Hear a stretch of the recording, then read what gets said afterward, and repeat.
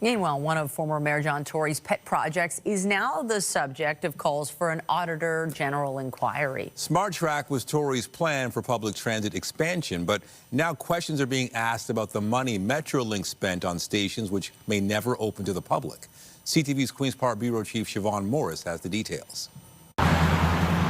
Two words that were at the center of John Tory's 2014 mayoral campaign: SmartTrack. It gives us a chance to erase decades of inaction on the transit file.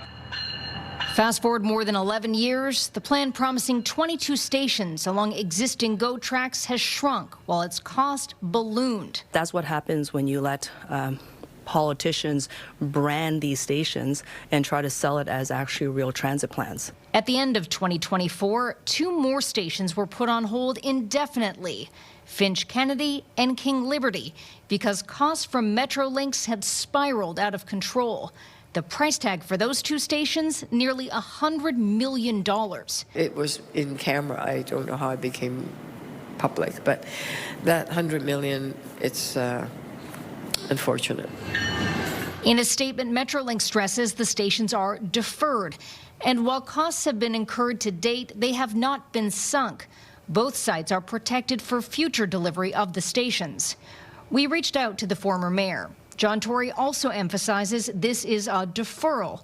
He believes there's an excellent chance they will be built in time. The city is still putting about $1.5 billion toward it, and we need to know how that money is being used to ensure that we get the most transit out of every buck spent. Councillor Matlow is among those calling for an audit of SmartTrack, but that could get messy. Metrolinx is a government agency.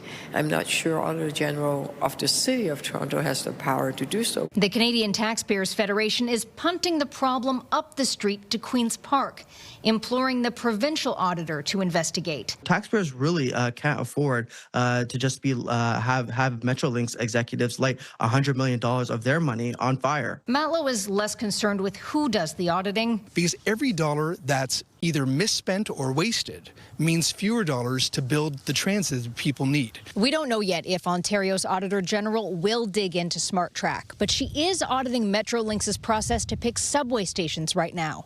Siobhan Morris, CTV News.